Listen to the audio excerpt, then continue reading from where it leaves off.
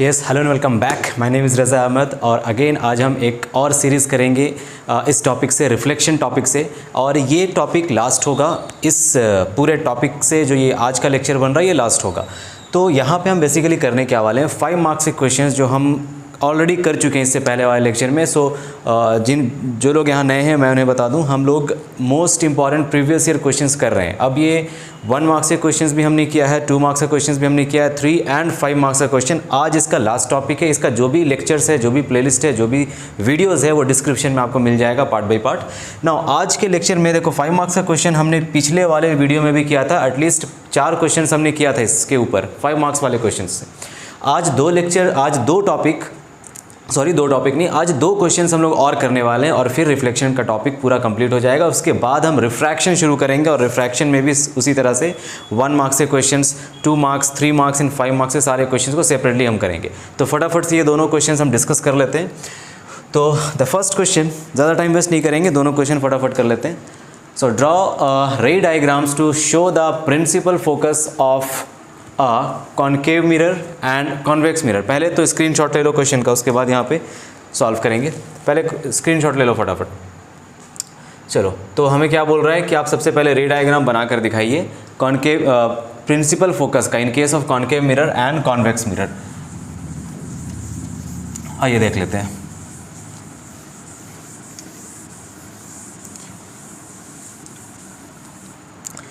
Okay, so first question is draw the ray diagrams to show the principal focus of concave mirror. So we all know concave mirror is also known as converging mirror. So ये होता है concave mirror जिसका reflecting part center of curvature की तरफ होता है। So this is our concave mirror. इसका focus आपको बताना है ray diagram बना करके। तो हम एक parallel ray लेते हैं जो infinity से आएगा। So मान लेते हैं parallel rays infinity से आ रहा है हमारे पास। So this is from infinity या पैरेलल रेस फ्रॉम इन्फिनिटी। अब देखो ये एक रूल होता है कि जो भी light parallel to the principal axis आता है मिरर पे, तो वो रिफ्लेक्शन के बाद कन्वर्ज होकर के किसी एक पॉइंट से पास करता और वो पॉइंट प्रिंसिपल एक्सिस पे होगा और इस पॉइंट को हम नाम देते हैं principal focus of this concave mirror. So this is the ray diagram in case of concave mirror. This is concave mirror. Now the next is convex mirror के केस में भी हमें बनाना है। सो कॉन्वेक्स मिरर को हम कहते हैं डाइवर्जिंग मिरर्स, क्योंकि रेज डाइवर्ज हो जाएगा यहाँ पे। ये पॉलिश्ड पार्ट है जो सेंटर ऑफ कर्वेचर की तरफ रहता है और जो रिफ्लेक्टिंग पार्ट होता है वो सेंटर ऑफ कर्वेचर से अवे होता है। तो ये प्रिंसिपल एक्सिस हो गया। यहाँ पे अगेन हम पैरेलल रेज लेंगे फ्रॉम इन्फिनिटी। याद रखना हमेशा पैरेलल रे इन्फिनिटी से ही आएगा। ये parallel rays are coming from infinity. Reflection के बाद ये डाइवर्ज कर जाएगा, ये कन्वर्ज नहीं करता, अब ये डाइवर्ज कर जाता है। अब डाइवर्ज करेगा तो ये प्रिंसिपल एक्सिस में मीट करेगा नहीं, तो इसीलिए हम इसे बैकवर्ड प्रोड्यूस करेंगे। पीछे प्रोड्यूस करने पे जिस पॉइंट पे मिलेगा प्रिंसिपल एक्सिस पे, उस पॉइंट का नाम बन जाएगा प्रिंसिपल फोकस। सो ये हो गया रे diagram of concave mirror and this is the ray diagram for convex mirror. Simple से ये क्वेश्चन कर दिया था 2016 में। क्वेश्चन नंबर 2 देख लो, 1 का सेकेंड पार्ट।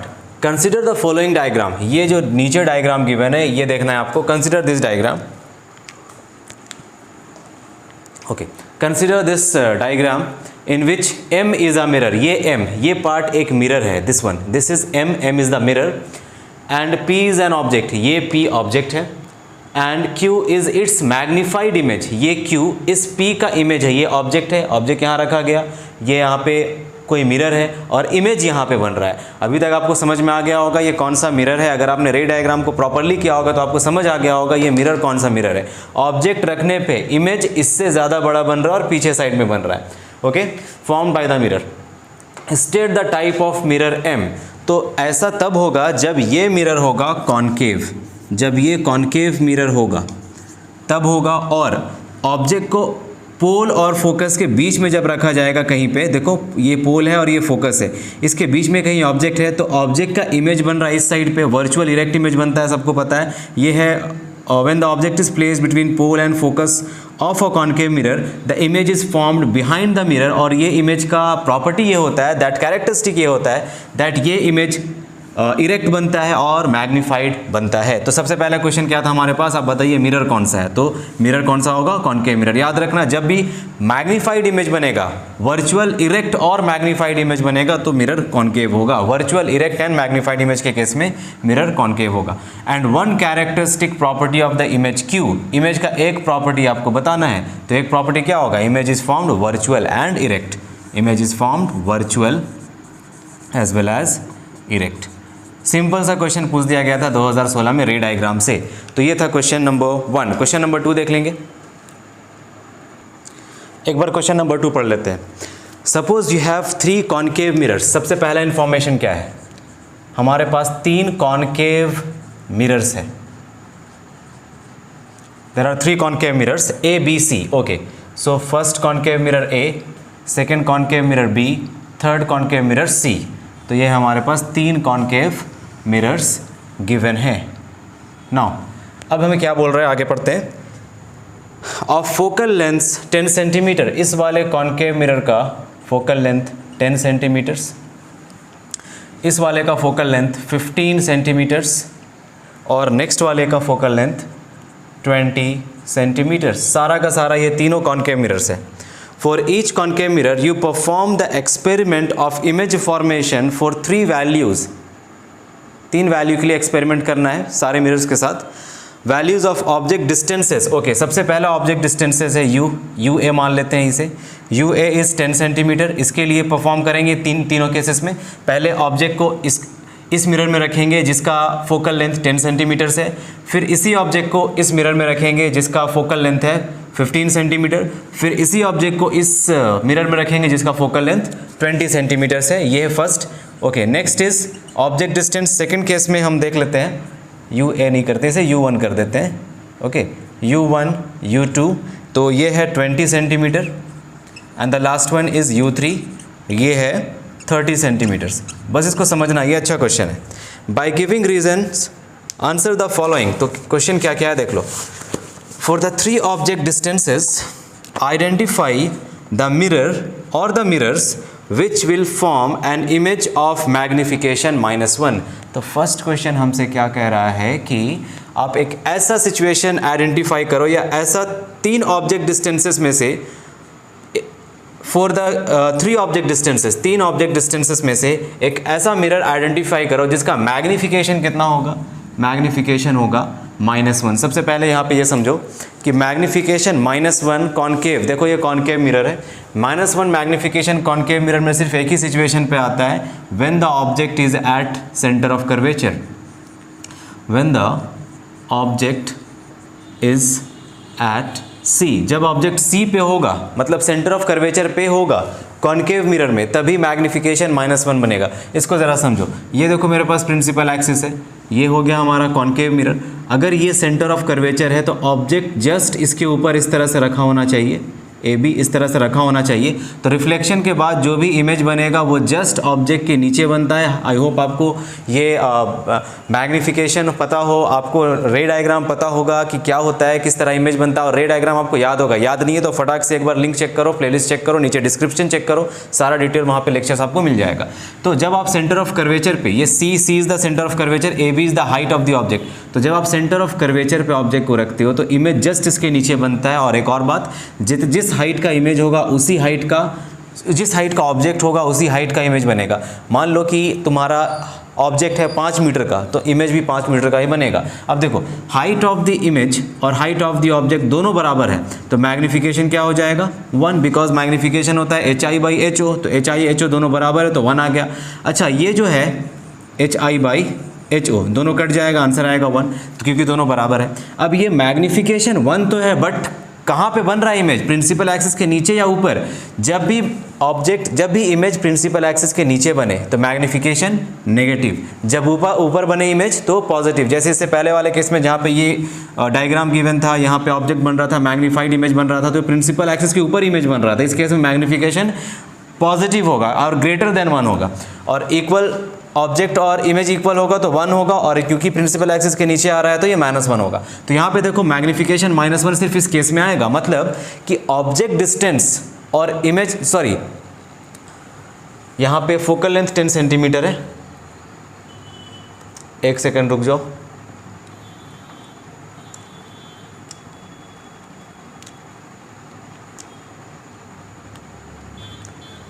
वैल्यूज़ में थोड़ा,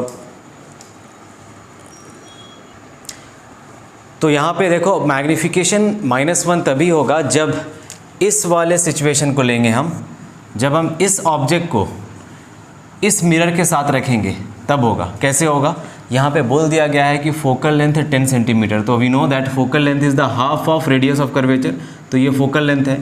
ये यहाँ से यहाँ तक इसका वैल्यू है 10 सेंटीमीटर।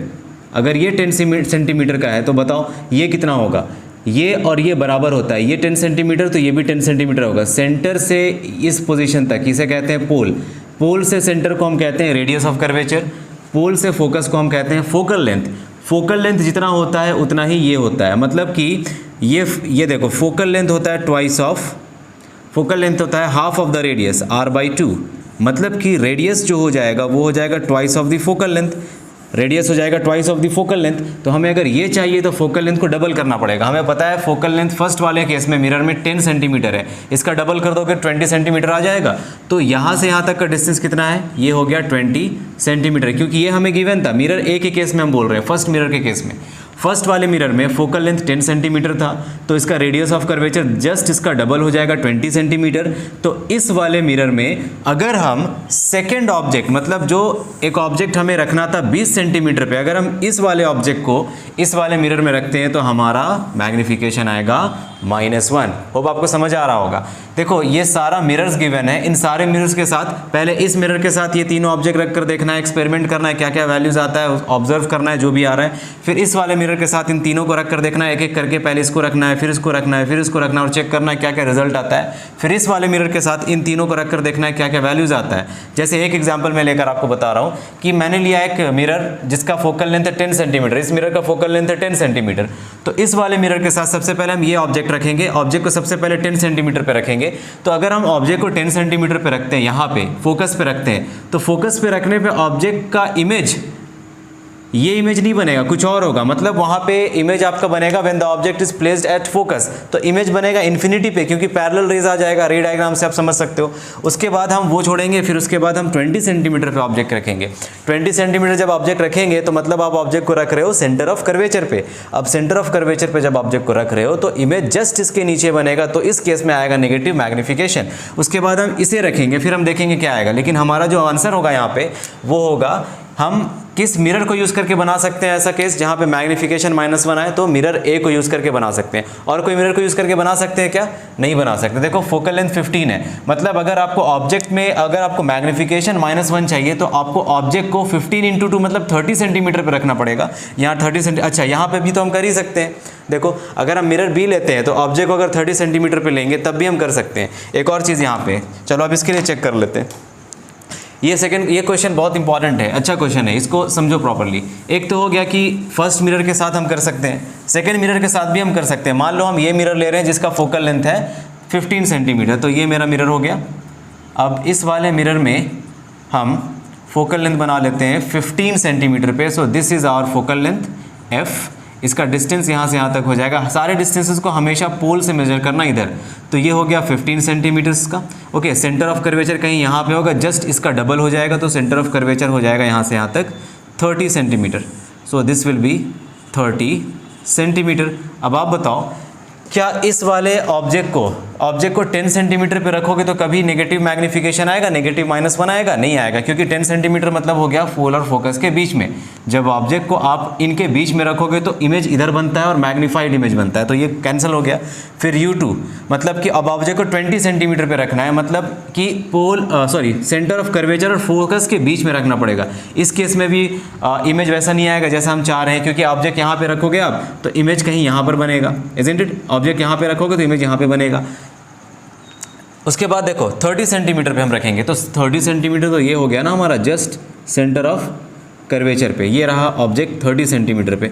अब आपको पता है कि जब भी आप ऑब्जेक्ट को 30 सेंटीमीटर पे रखते हो तो इमेज जस्ट इसके नीचे बनता है, इमेज जस्ट इसके नीचे बनेगा, तो इस केस में भी मैग्नीफिकेशन पॉसिबल है। तो हमारा answer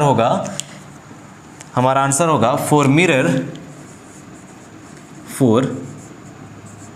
mirrors A and B, we can have a magnification of -1 when in first case for the first mirror A the object is placed at 20 cm and for the second mirror the object is placed at 30 cm। ये answer होगा। ठीक है, यहाँ पे शायद मैंने confuse कर दिया था आपको। C और F के बीच में अगर ऑब्जेक्ट रखोगे तो देखो, पहले अगर इन्फिनिटी पे रखोगे तो फोकस पे बनेगा, फिर आगे ले आओगे तो इधर बनेगा, तो फिर इधर ले आओगे तो हाँ सही था, इसके बीच में रखोगे तो ऑब्जेक्ट इधर बनेगा, इमेज इधर बनेगा। एनीवेज वो हमारा कंसर्न नहीं है, हमारा कंसर्न है कि सेंटर ऑफ कर्वेचर पे रखने पे क्या बनेगा, मतलब नेगेटिव मैग्नीफिकेशन हमें चाहिए था। तो मैग्नीफिकेशन -1 तभी हो सकता है जब object just centre of curvature के नीचे बने। तो दो पॉसिबिलिटीज़ हमारे पास है। अगर हम मिरर ए ले रहे हैं तो इस केस में ऑब्जेक्ट को 20 सेंटीमीटर पे रखना पड़ेगा। अगर मिरर बी ले रहे हैं तो इस केस में ऑब्जेक्ट को 30 सेंटीमीटर पे रखना पड़ेगा। यहाँ पे मैं लिख दे रहा हूँ, मिरर ए ले रहे हैं तो ऑब्जेक्ट को 20 सेंटीमीटर पे रखना पड़ेगा और मिरर बी ले रहे हैं तो ऑब्जेक्ट को 30 सेंटीमीटर पे लेना पड़ेगा। ज़रा चेक करके ये बताओ कि 20 सेंटीमीटर फोकल लेंथ जिसका 20 सेंटीमीटर है, उस मिरर के केस में क्या हम नेगेटिव मैग्नीफिकेशन ला सकते हैं, -1 ला सकते हैं? अगर फोकल लेंथ 20 सेंटीमीटर है, अगर ये 20 सेंटीमीटर है तो ये यहाँ से यहाँ तक 40 सेंटीमीटर होगा। दैट मीन्स ऑब्जेक्ट को रखना पड़ेगा 40 सेंटीमीटर पे, तभी जाके इमेज बनेगा 40 सेंटीमीटर पे।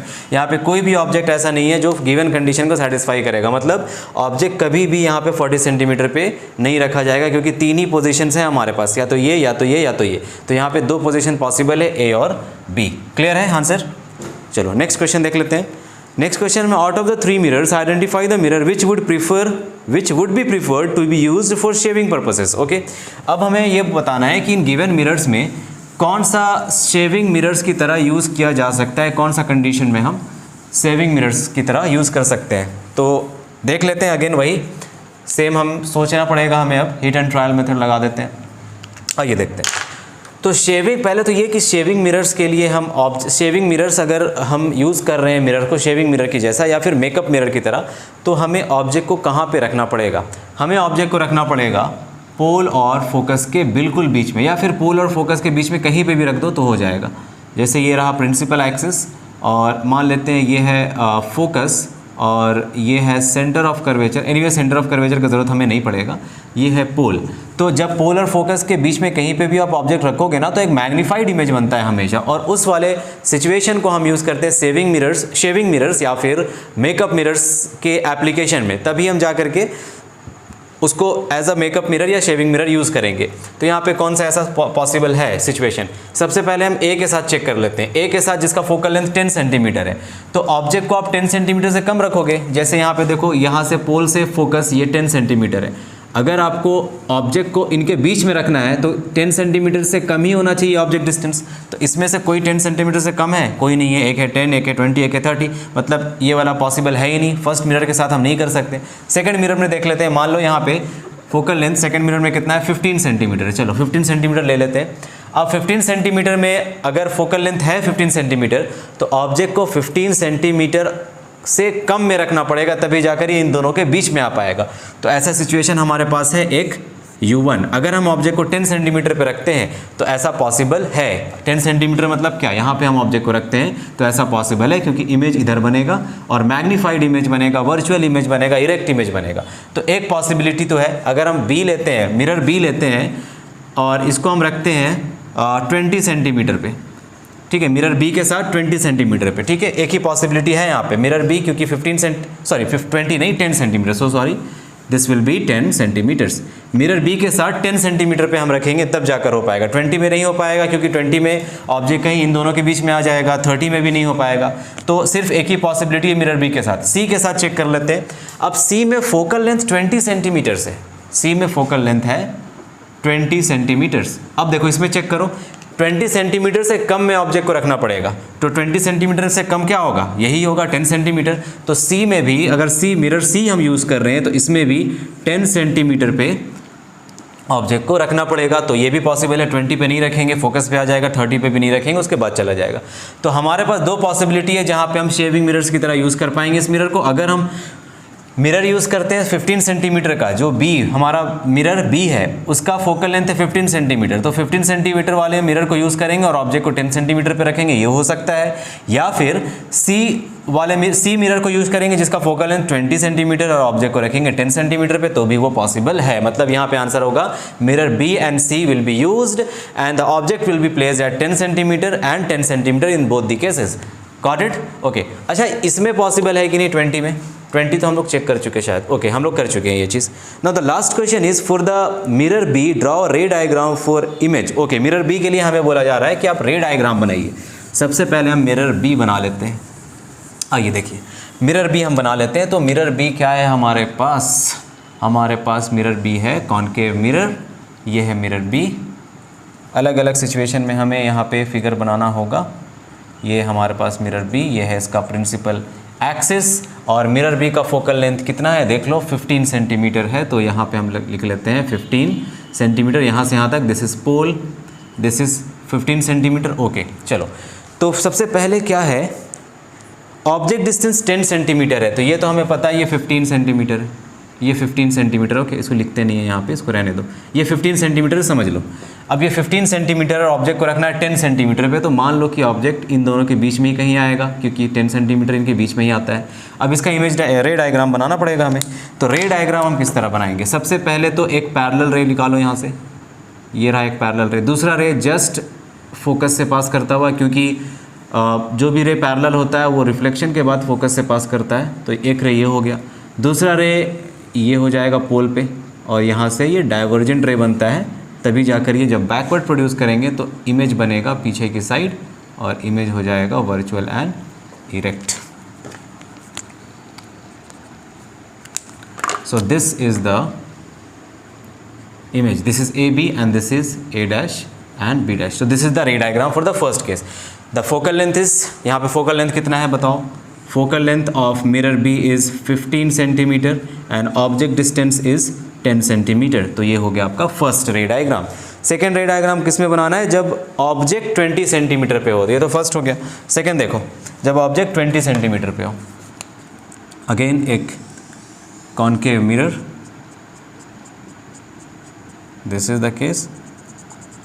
ओके, तो focal length is this one, this is the focal length. Let us suppose our focal length is up to here and this is the pole of the mirror. Again यहाँ पे भी focus, यहाँ पे इसका focal length again mirror B का है 15 centimetre, but हमें object को रखना है 20 सेंटीमीटर पे। ऑब्जेक्ट डिस्टेंस होना चाहिए 20 सेंटीमीटर पे। आओ देख लेते हैं। तो ये 15 सेंटीमीटर है, 20 सेंटीमीटर पे ऑब्जेक्ट है, मतलब 15 से कहीं इधर होगा, तो यहाँ पे कहीं ऑब्जेक्ट होगा हमारा। मान लो ये ऑब्जेक्ट है A एंड B। ओके, तो अगर ऑब्जेक्ट यहाँ पे है 15 सेंटीमीटर है ना, यस, अगर ऑब्जेक्ट यहाँ पे है तो इमेज कहाँ पे बनेगा ये हमसे पूछा जा रहा है। तो इमेज देखो कैसे बनेगा। यहाँ से हम एक पैरेलल रे लेंगे ये, और दूसरा रे रिफ्लेक्शन के बाद फोकस से जाएगा इस तरह से। एक रे हम यहाँ से लेंगे और दूसरा रे यहाँ से ये जाएगा इधर से, तो इमेज बनेगा, देखो इमेज बना इधर कहीं पे बियॉन्ड सेंटर ऑफ कर्वेचर। ये फोकस है तो इसका जस्ट डबल हो जाएगा सेंटर ऑफ कर्वेचर, और इमेज बना यहाँ पे। This is the image, this is A dash and this is B dash. तो ये दो रे डायग्राम्स हो गया। Okay, so this is arrow दे देते हैं यहाँ पे। सो ये दो रे डायग्राम्स हो गया। तो क्वेश्चन को बहुत ही ध्यान से पढ़ करके रे डायग्राम कंप्लीट करो सबसे पहले। अगर रे डायग्राम कंप्लीट नहीं है तो तभी आपसे ये सारा क्वेश्चन अच्छे से हो पाएगा, नहीं तो फिर कोई फ़ायदा नहीं है, क्योंकि बिना रे डायग्राम पढ़े आपसे क्वेश्चन हो ही नहीं सकता रिफ्लेक्शन टॉपिक में। रिफ्लेक्शन का रिफ्रैक्शन में भी नहीं हो पाएगा, इसीलिए आप पहले रे डायग्राम सीखो। रे डायग्राम का बहुत सारा टॉपिक्स मैंने कवर कर लिया, बहुत सारा क्या, सारा टॉपिक्स मैंने कवर कर रखा है। आप डिस्क्रिप्शन चेक कर लो, लिंक में आपको सब कुछ मिल जाएगा नीचे डिस्क्रिप्शन में। और इसके बाद अगर आप प्रीवियस टॉपिक्स में प्रीवियस 1 मार्क्स से क्वेश्चंस, 3 मार्क्स, 5 मार्क्स का और क्वेश्चंस को करना चाहते हो प्रैक्टिस, तो लिंक नीचे गिवन है, या फिर ऊपर आई बटन पे, या फिर आप प्लेलिस्ट में जाकर देख सकते हो। Till then thank you very much. इस तरह से हम रिफ्लेक्शन को करेंगे जैसे हमने इसको कंप्लीट किया है। Keep studying and keep improving. Thank you so much.